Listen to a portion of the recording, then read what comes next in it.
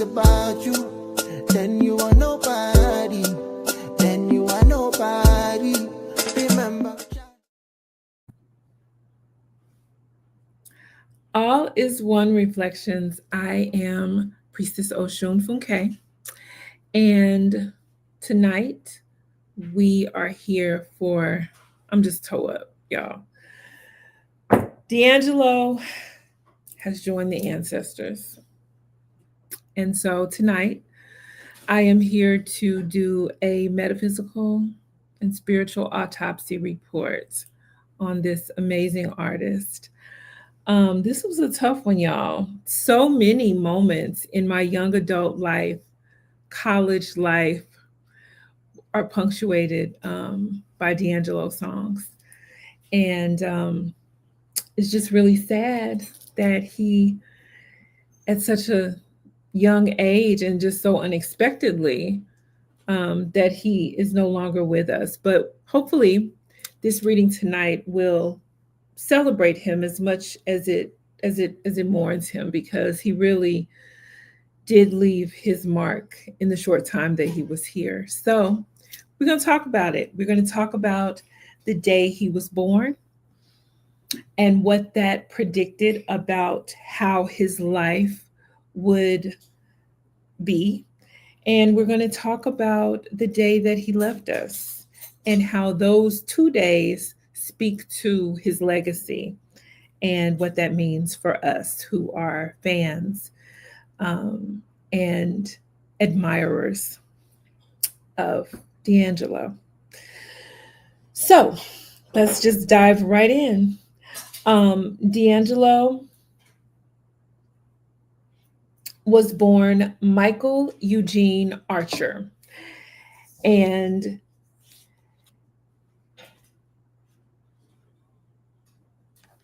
so his name was Michael Eugene Archer. And y'all, I have so much information. I compiled this over the past couple of days, and I was just wanting to get it to you in a timely fashion. I did not actually go back and cut it down. So I apologize if it looks like I'm reading, because I am.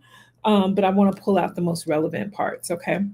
So D'Angelo was born Michael Eugene Archer, and he was born on February 11th, 1974 in Richmond, Virginia.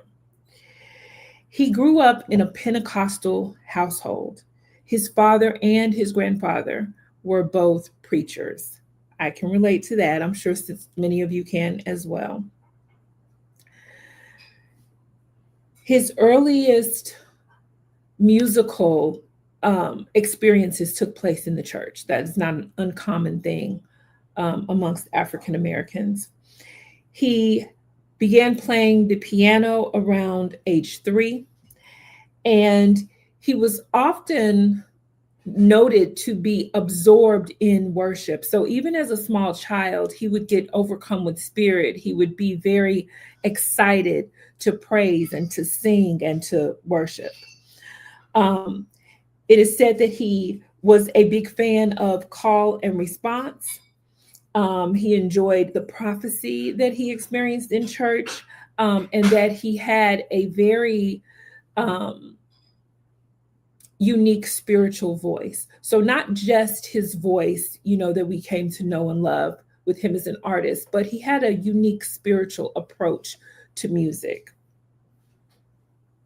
So the Pentecostal framework shaped his understanding of God, as well as his relationship to other people. And most importantly, I think for us as his fans, his relationship to music and how he would serve through his music. So his ministry was through his music.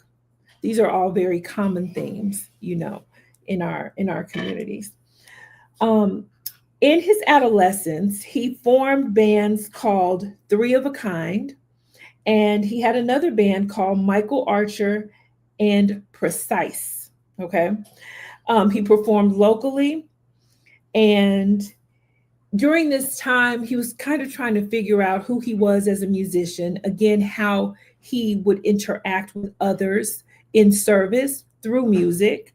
And ultimately, he decided to do it on his own. which is how we came to know him as the artist known as D'Angelo when he was signed to EMI Records in 1993. The debut of his album, Brown Sugar, was in 1995, and it landed him at the forefront of the neo soul genre, where he weaved funk and jazz and even gospel together to create music that was sensual and richly textured. In the year 2000, he dropped the album called Voodoo. So, we loving that over here at Arisha Hoodoo. His album in 2000 was called Voodoo. And in this album, he deepened his craft. He was more mature as an artist. He had many things figured out. It was decidedly more intentional and obviously more him than outside influences that may have come from just the musical climate of the day or even record label execs. His year 2000 album Voodoo was very much an intentional product, and it was obvious. It had a much looser structure than the album did before. The rhythms were more expansive.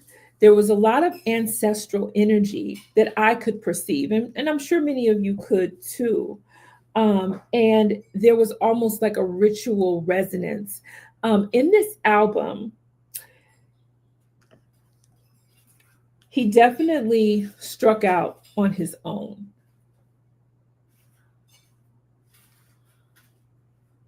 Now, going back to the song Untitled, which we all probably know as How Does It Feel? He actually made his mark as a sex symbol. If y'all remember that video, D'Angelo stood topless down to below his waist, and we saw those muscles muscling, and it looked like he had baby oil rubbed into his beautiful brown skin. And we will never forget that imagery of D'Angelo. Put a pin in that. We'll come back to it because that imagery and the fame that it brought him would later be a source of trouble for D'Angelo.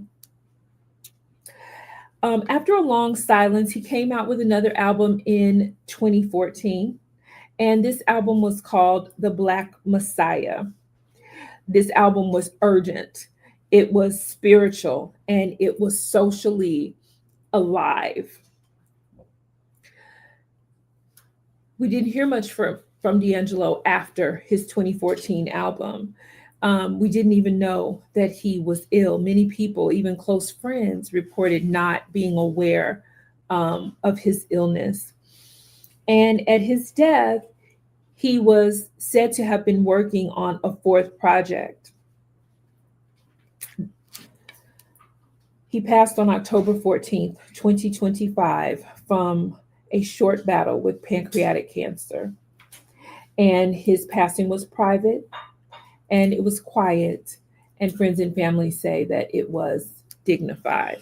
So we give thanks and praises for that.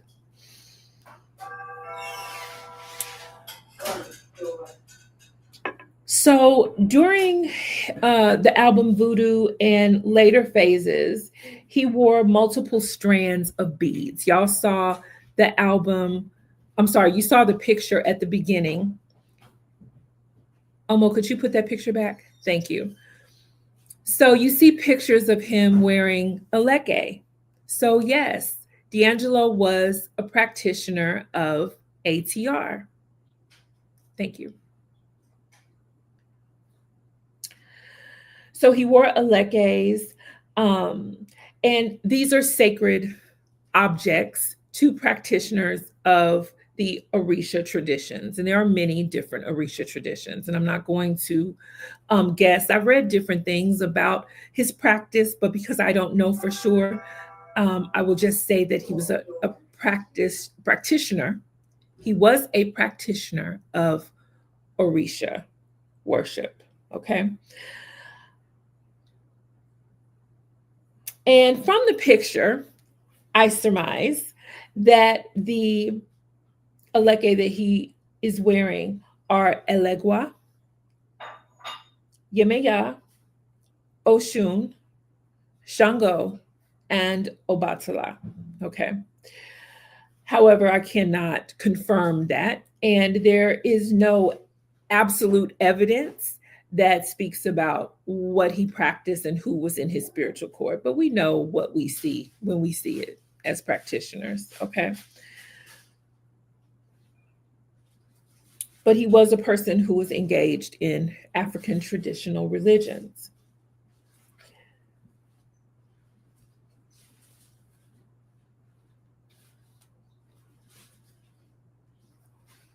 So let's get into his birthday. Let's talk about who he was spiritually.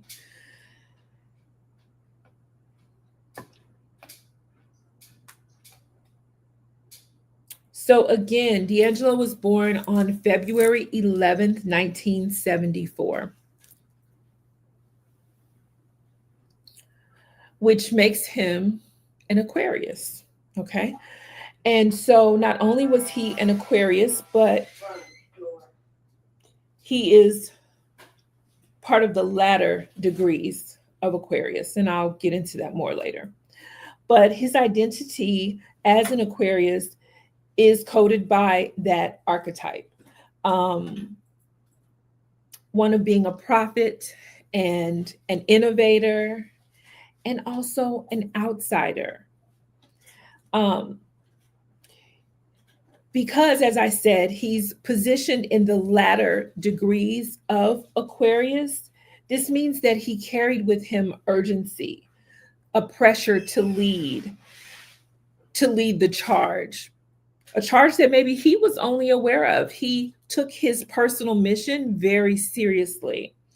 And the weight of being a visionary left him very affected. You might have experienced him as a person who was moody or deep in thought, very deeply focused on a purpose. Okay.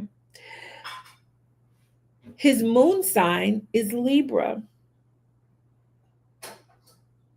which gave him an emotional core that sought balance, relational harmony, and aesthetic equilibrium. The moon in Libra drives meditation, relational sensitivity, a longing for fairness. And it also means that he looked for, or he held profound discomfort when balance was off.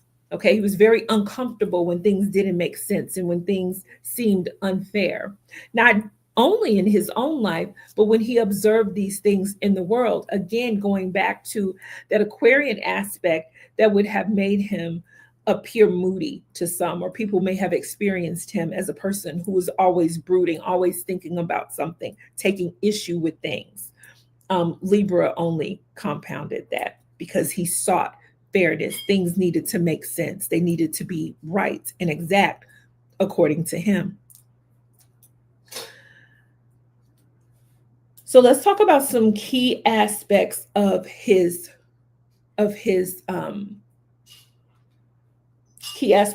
chart. Now, I'm going to talk to you about a word that you may not know the meaning of. And so I'm going to give it to you here because I'm going to keep saying it and you might as well know what it means. And the word is sesquiquadrate. Okay. Sesquiquadrate is a 135-degree angle between two planets. And it creates tension or inner conflict, but it can also spark growth and creative solutions. Think of it as a subtle push towards change. Okay, so he has quite a few sesquiquadrate aspects in his chart. So the first one is the sun sesquiquadrate Pluto. And this indicates internal friction between identity and depth, power and transformation. So again, that balance being sought, inner conflict, seeking external satisfaction, okay, of what he's conflicted by. He had Mars sesquiquadrate Pluto, creative energy colliding with a subterranean force. So again, that deep broodiness that seems to be a theme about the good brother, and hidden wounds informing action. So I said internal conflict seeking external healing or external satisfaction. So he would sing about the things that affected him and having others join in, even if there was heartbreak, even if it were social issues, he would bring those to the surface through his art and the recognition that he would receive, and other people gathering around a cause, even if it was, oh yeah, I had my heart broken too. That would offer healing for him as a person, and as an artist. Okay, so he enjoyed his work, not just because he was famous, not just because of the opportunities that it gave him, but it was actually part of his healing, producing music and sharing his pain. So the moon in his chart is also sesquiquadrate Mercury, which talks about an emotional life in tension with a verbal mind. Some truths were felt, but hard to fully articulate. So, as prolific as he may have been with the 3 albums that we were able to experience, and I'm sure countless other, opportunities that he had to perform and share, there were still things that he wasn't quite able to put into words, struggles that he wasn't able to share, things that may have still been deeply affecting him that we will never know because he hadn't found the sounds to make, to share with us.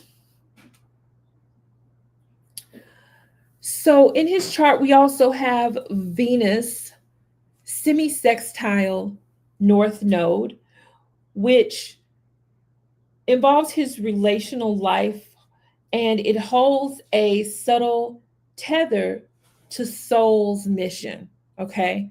So his relationships would have been connected to whatever his soul's mission was. He would not have been in arbitrary relationships. He would not have just looked up and seen people around him. The relationships that he got involved with would be because somehow those people pushed him further to completing his soul's mission. They may have been a necessary part of him completing his soul's mission, but every relationship that he would be involved in, from the most important, like a life partner, to somebody that he watched the game with, those relationships would have been intentional. And he would have valued those relationships because they connected him to his purpose. And he could see that. He could understand that. This person brings me joy. This person makes me question the status quo. This person helps me to understand my trauma. These are thoughts that he would have had about each and every person that he spent time with. He would have been intentional.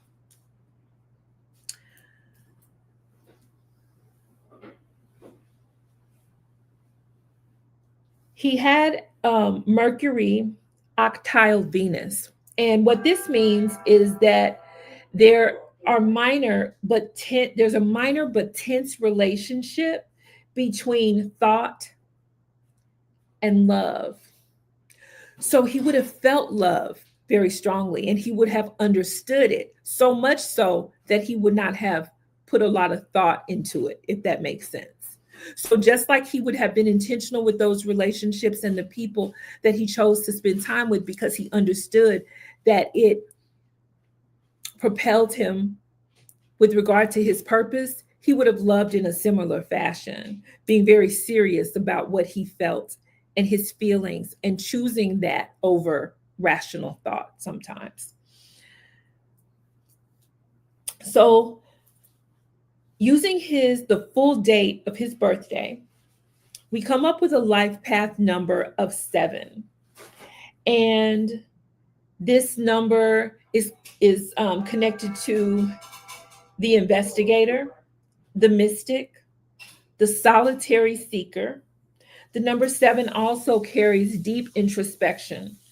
A person with this number may be one who goes on pilgrimages. This person may appear restless to others. And a person who has a number 7 life path number would almost always have a spiritual hunger. They will always be seeking spiritually. And it appears that these are all things that apply to his life.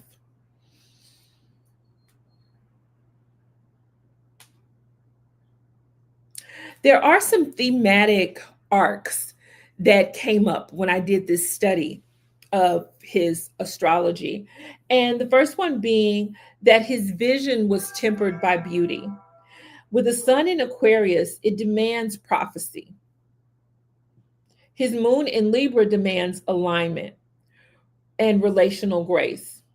He was fated to mediate between the wild future and the intimate now. Okay, so he may have been a dreamer, but he would have been grounded in the now, but with some dreams. Okay.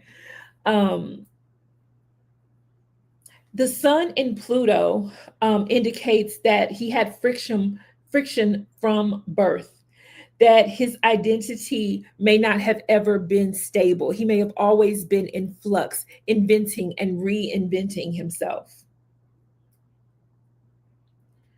He would repeatedly die and be reborn. I don't do that anymore. I don't wear that anymore. I don't sound like that anymore. I don't listen to that kind of music anymore. Like, he would consistently reinvent himself.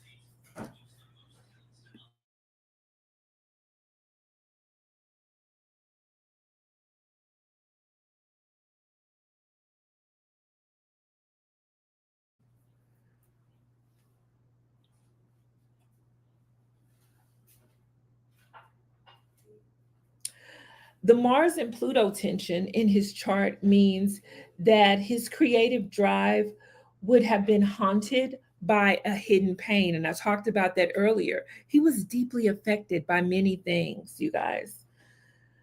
He felt things very deeply.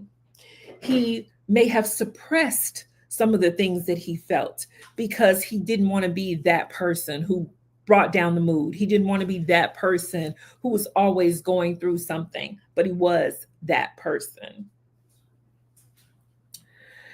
And he had a lot of inner tumult, okay? A lot of inner, that Libra energy, a lot of things that he went back and forth on, a lot of things where he changed his mind, he reinvented his philosophy with regard to things. So he did a little bit of suffering, a little bit of spiritual suffering inside. And I believe that a lot of this was unseen. People who knew him, some people in these key relationships that I mentioned earlier, that he would have intentionally formed, they may not have even always known about what they were experiencing from him.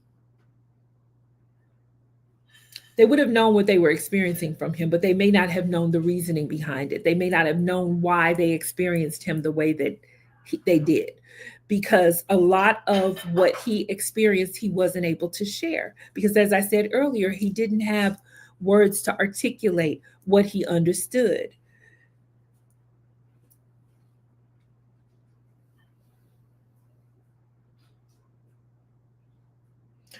So the moon in Mercury indicates tensions that his emotional truths were deeper than words. His lyrics, his silences, his pauses carry the unsaid. Okay, so again, not always able to say what he was experiencing or understanding. The Venus node semisextile suggests that the way he loved, the circles that he loved in, and the aesthetic communities that he formed were all part of pushing him towards his destiny.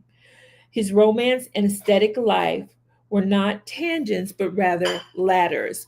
So he had a type, and that type may not have looked a certain way to us, but aesthetically for him, they looked a certain way. They looked like he would have been drawn to archetypes. He would have been drawn to characters in his story, and he would have been intentionally in relationship with those characters. And I'm not just talking about romantic relationships. He would have been intentionally in relationship with those characters until problems were solved, healing occurred, until he had made the deposits that he needed to energetically. But these relationships, the way that they looked to him, would have continued throughout his life. And they would have very much been connected to romance for him. Okay.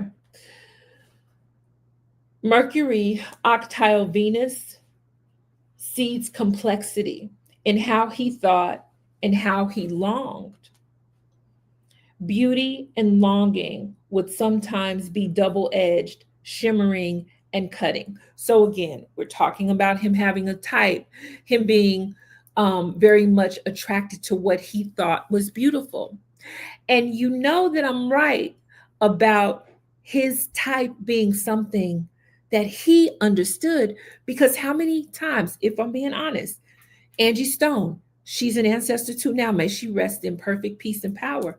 But people were very quick to be like, that's his baby mama. She was older than him, right? She wasn't as glamorous as maybe some of the other women that we knew that he could probably get. But nevertheless, he loved Angie Stone. They had a relationship. They made a baby together. So there was some beauty that he was attracted to that maybe we couldn't see, that we didn't understand. And I guarantee you that whatever it was that he was attracted to in Angie Stone, he continued to be attracted to that same thing that for him was aesthetically pleasing. That same thing to him, it looked good, whatever it was. Okay. Let's talk about soul contracts and blueprints.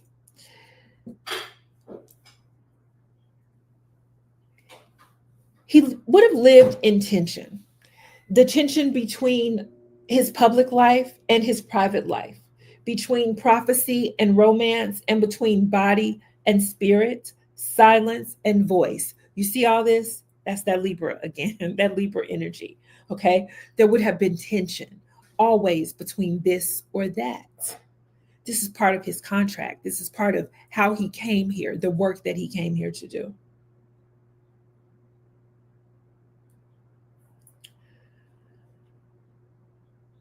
Ritual and silence, withdrawal, retreats, long silences.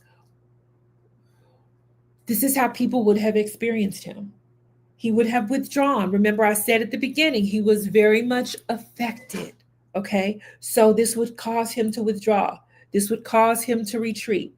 This would cause there to be long silences and breaks in communication, even though we know that relationships were important to him and that he was strategically maintaining these relationships because they were important to him.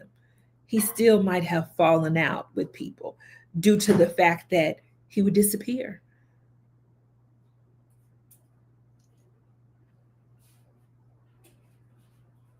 And when he did disappear, um, you could think of his silence as a kind of gestation. It would be because something was brewing, something was happening, something was coming about or about to be birthed.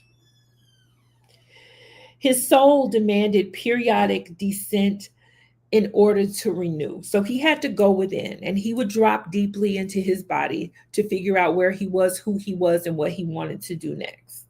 And once he was recalibrated, he would come up and he would reclaim space, which is why there was a lot of a lot of time between his albums, but each one he became decidedly more sure of who he was and what he came to do and how he was going to do it. The friction aspects of his chart suggest that power arises through his suffering. Again, deeply affected. So, as he suffered and as he tried to make sense of things and as he tried to heal and fix himself, he would become more powerful because knowledge is power.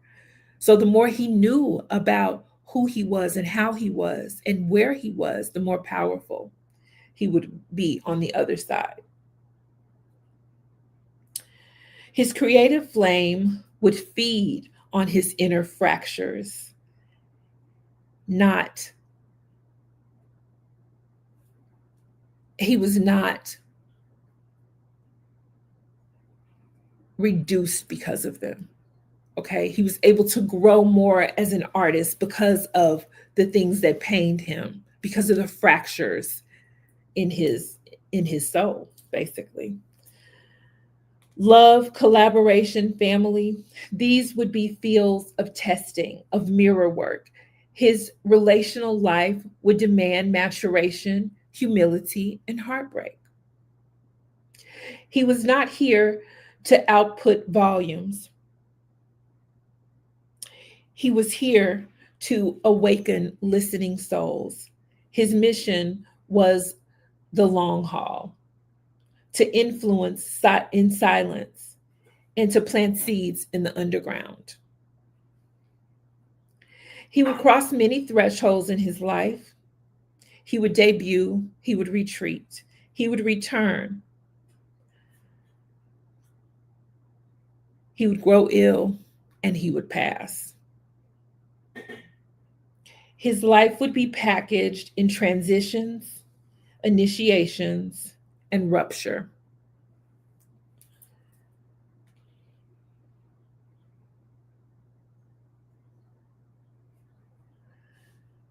The scarcity of his output in his life matched the tension in his chart. He would create slowly, meticulously, and under pressure.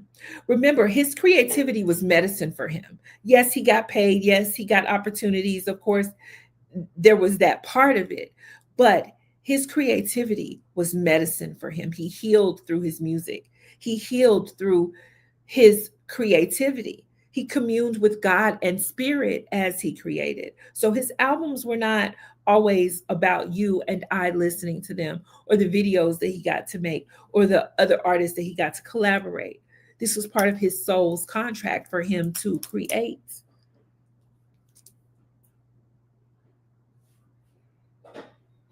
He struggled, and I told y'all I would get back to this. He struggled with his body image, sexual myth,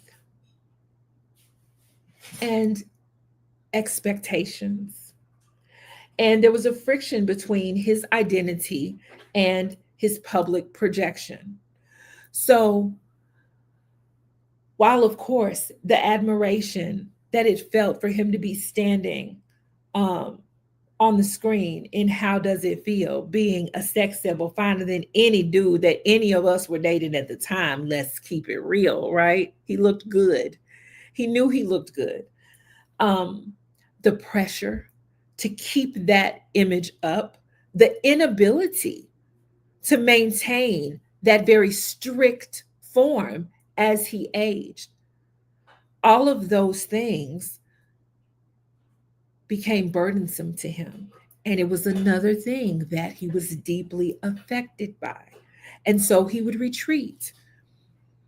He would retreat and he would go in the house and he would eat because he gained weight. We saw images of him here and there where he gained weight, where he was eating and probably not working out. And these are probably things that troubled him, okay? Things that caused him pain. Um, and again, that Libra tension, maybe eating instead of doing what we need to do to keep our body in the form that we need to in order to get the accolades that we are accustomed to, and it being a cycle. If I would only do that thing that I need to do to get the thing that I want, then I'd have what I want and all would be well. But sometimes it's not easy to do that as much as we logic it, right? And so he was a person who was affected by that. So he withdrew. And there were times where he wasn't seen and where he didn't come out and where he wasn't available. But again, we know from his chart that he would withdraw. And he did. Let's talk a little bit about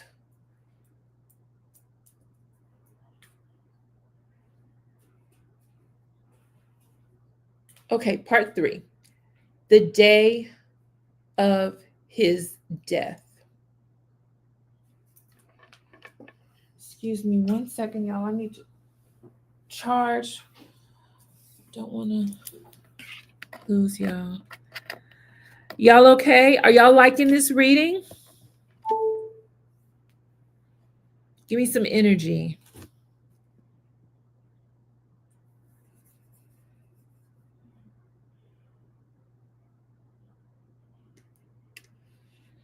Can I get a yellow heart, somebody? A yellow heart, a sunflower, something?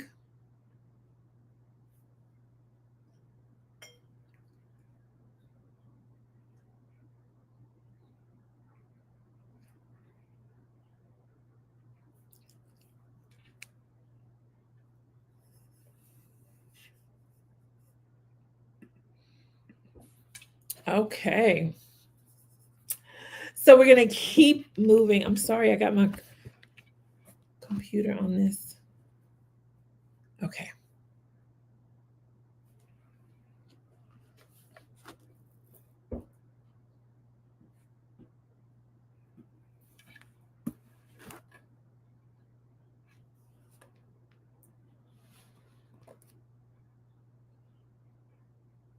All right, there we go.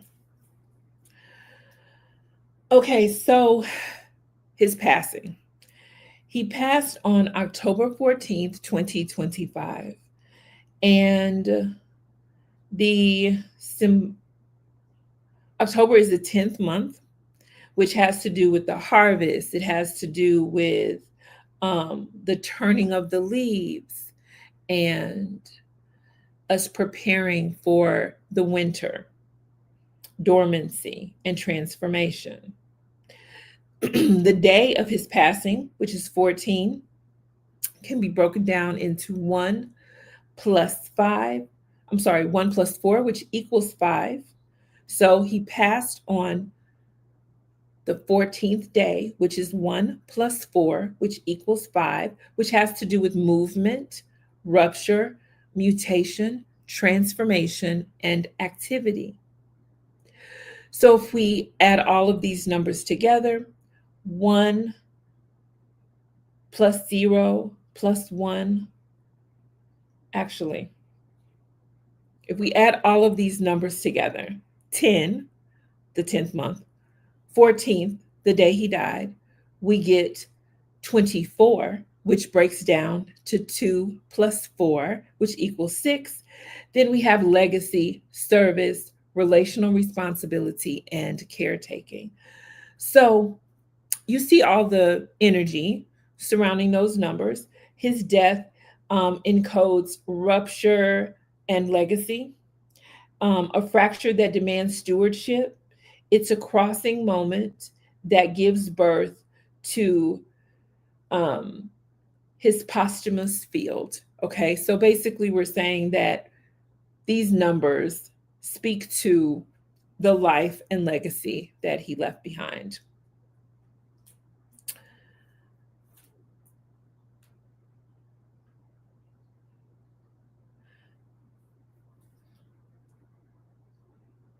The number five, the resonance of the number five means that his body could no longer carry um, the tension. It talks about how his soul had continuously broken. Remember, I talked about how he would reinvent himself. He would constantly die to himself and be reborn. So the number five speaks about this tension and the rupture that was continuously happening within himself. While the number six is anchored to legacy, harmony, often of a financial sort, the number six is connected to.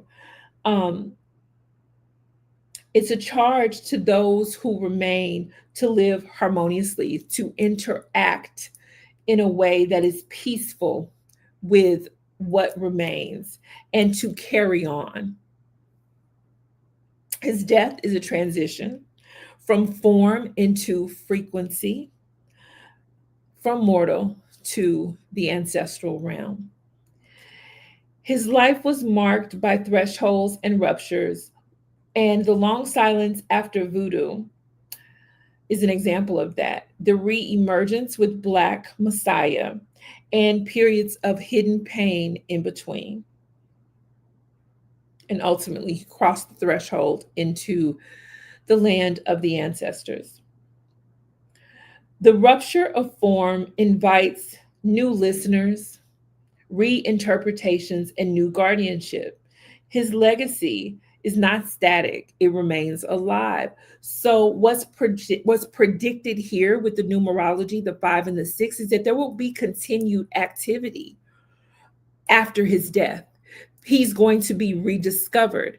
I wouldn't be surprised if there was an uptick in album sales and people checking out his music. I actually heard someone today say that they weren't very familiar. It was a younger person. They were saying that they weren't very familiar with his music and that they were going to look it up. So the numerology of the day of his death indicates that there's going to be continued activity after his death that will result in harmony. That's the number six. So people are going to discover his music. They're going to start listening to his music more. They're going to start sharing his music. His music is probably going to be sampled and it's going to be included in new creations. It will influence creativity going forward, which again will bring about this harmony. So his music will live on, which is beautiful.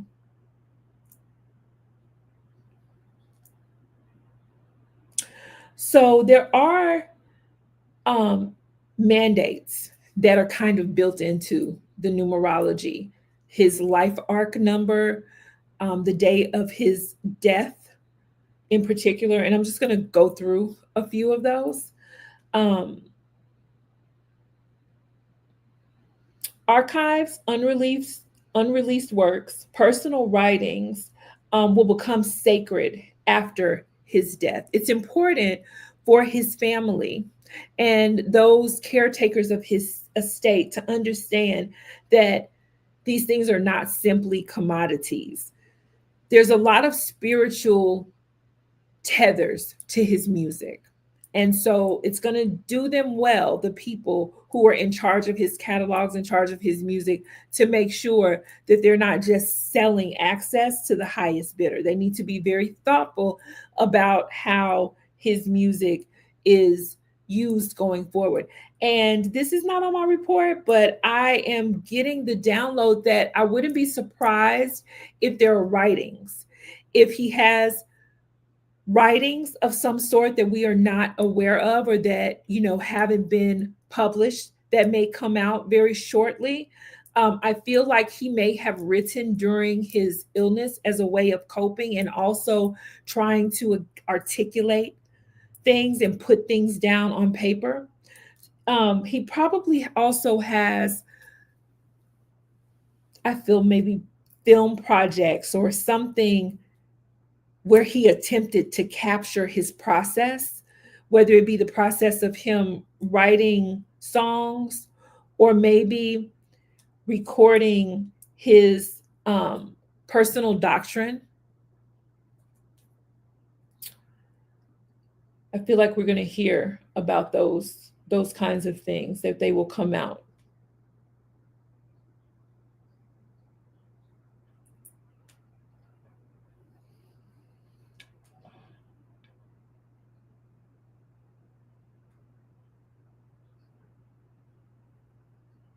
Okay, so I did a composite chart, and that is where you put the birth date and the date of one's passing together in a hopes to draw more understanding.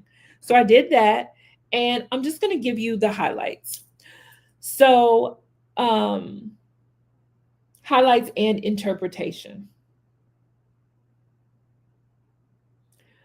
So we have a sun in Pisces as a composite here, which is mythic.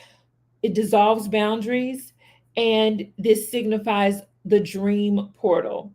We have a moon in Scorpio, deep emotional alchemy, soul triggers, and a grief womb. Okay, so again, being very affected. Grief being the seed that leads to the birth of beautiful things. Mercury in Aquarius, transmissions through vision, resonance, and digital ethers. That's talking about his music living on after he has gone on, living in the ethers. And transmission through visions, I think, is talking about what I mentioned earlier about works that have yet to come to the light. Him attempting to transmit his ideas over across various forms. So not just music, perhaps film and writing. And okay.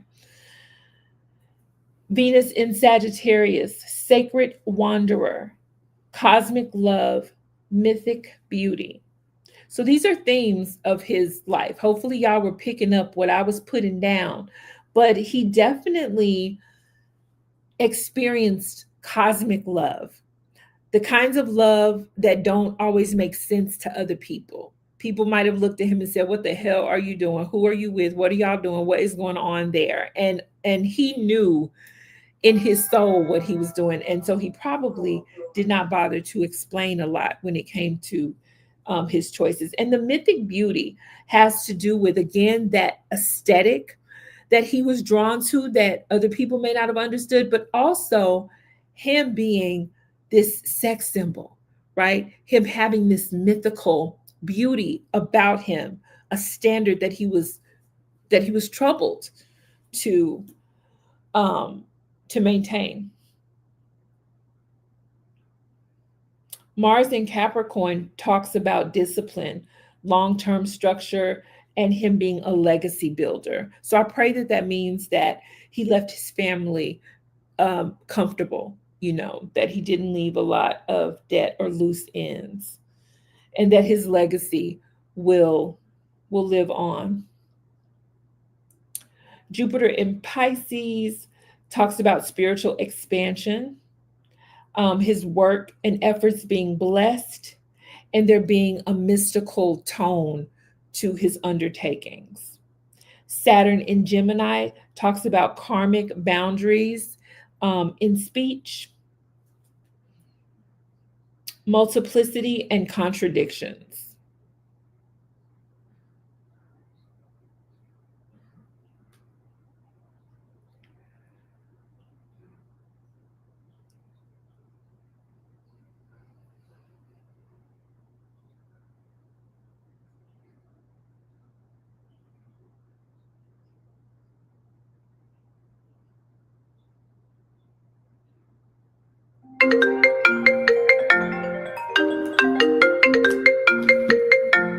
I apologize, y'all. I'm trying to look at my notes. Wow. I don't want to bog you down with so much. I literally have like 12 pages of notes that I pulled together. So um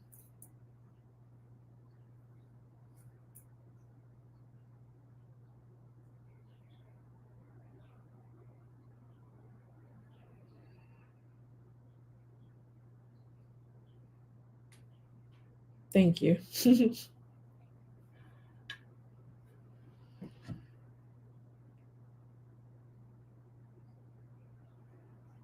Okay. So I am going to pretty much wrap it up from here because I feel like some of the other things that I have in this report just kind of cycle through or repeat the themes of his life and passing. Um, from what I'm able to recreate, it appears that D'Angelo was a person who felt things very deeply, that this led him to be very creative because he was talented and those were the gifts that God gave him. But in being creative, he also self medicated. He learned to heal himself through music. And we know that his earliest conversations with God happened through music. They said at the age of 3 years old. So he healed himself through music. He discovered himself through music. And he was able to heal other people and to create fellowship across distances of time, space, genre, and eras with his music. So we give thanks and we give praise and we honor the musician D'Angelo today. Um, he is our newest ancestor, and we are grateful to have been able to experience his contributions to the world by way of his music. And remember, we are probably going to hear um, more from D'Angelo now that he is an ancestor. There are probably volumes of work that will be released, music, writings, and I believe even film. So when that comes out, remember I told you, I am Priestess Oshunfunke. Thank you for joining me tonight.